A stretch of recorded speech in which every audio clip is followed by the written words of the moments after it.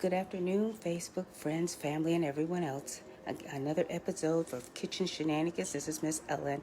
I'm almost at the end of the process here, but what I did was I made some fermented chickpeas, and well, actually, I sprouted them by mistake because I left them in the container so long and they started to sprout.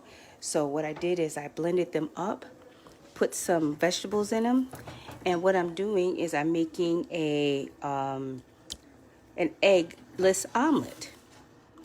This is what it looks like on one side, and then I flip it. That's what it looks like on the other. Basically, what it is, it's fermented chickpeas.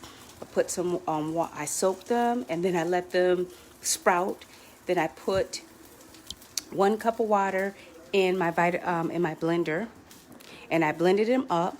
Chopped some vegetables, which you would have in an omelet. I put some onions, some onions, onions, red pepper, green pepper, garlic. I put some mushrooms, and then I spiced up the batter with a little bit of cayenne pepper. I put some black salt. Black salt is a game changer. I'll show you what it looks like in case you don't know what it is. It looks like this. That's what it is. It's black salt, and it has a natural eggy. It has gives a mixture, an egg flavor. It smells like eggs, and it tastes like eggs. So if you're not making eggs with that black salt, it will have that egg type flavor. And then I put in some cornstarch. Tapioca starch. That's what I put in. The recipe from Chef Jana. That's who I got the recipe from. She had said about, I forgot to set the timer again, dang it. But she was the one that said use sour starch. And I think sour starch is like something that is indicative, or it's carried in Spain. And that's where she's from, in the Latin American countries. And so I will have to try to find some of that when I go to Hispanic market, or Hispanic market. I'll see if I can try to pick up some of that. But anyway, I mixed it all together, and this is what the batter looks like.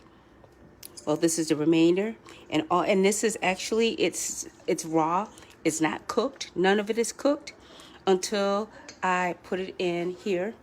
And it says an omelet. I put it in a cast iron skillet, and I made it kind of like a pancake, because that's kind of like how I made it.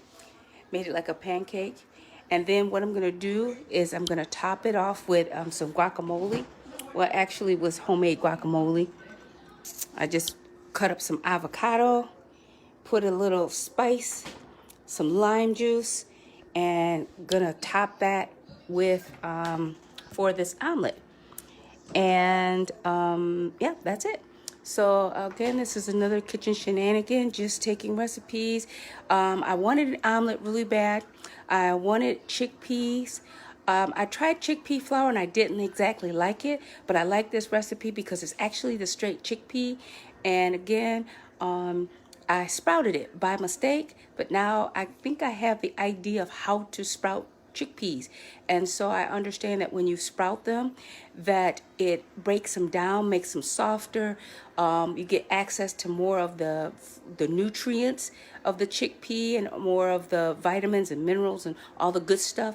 So I had a taste tester, and she liked it. She actually put on some vegan bacon chips. Unfortunately, they made a soy flour, and I wasn't going to go there, but she put it on hers, and she happened to like it, and she said it added another depth of flavor.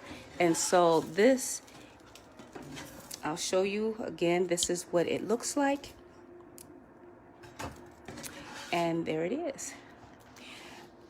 So again, these are Ellen's version of an eggless omelet.